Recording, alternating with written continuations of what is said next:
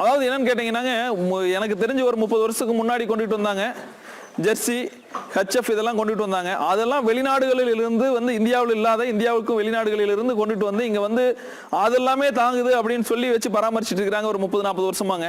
அப்படி ஒரு காலகட்டம் இருக்கும்போது இன்னைக்கு பாத்தீங்கன்னா இது வந்து முழுக்க முழுக்க வந்து இந்தியாவில் இருக்கக்கூடிய இந்தியாவோட இனம் தான்.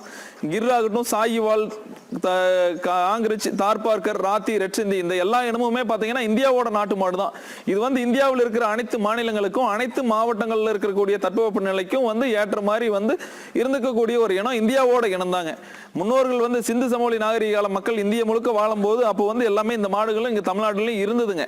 அதை வந்து யாரும் பராமரிச்சு வச்சுக்கல. அதுதான் வந்து ஒரு காரணமா ஒழிய மற்றபடிக்கு ஏற்கனவே இங்க தமிழ்நாட்டில் இது வளர்ந்த மாடுகள் தான். சிந்து சமவெளி நாகரிக கால மக்கள் சாயிவால், காங்கிரஸ், கிர் இந்த இனங்களை எல்லாம் ஆரம்பத்திலேயே வச்சு இங்க வளர்த்தனவங்க தான். இப்போ ஒன்றும் இது வந்து நமக்கு ஒன்றும் புதுமையான ஒரு இனம் கிடையாதுங்க.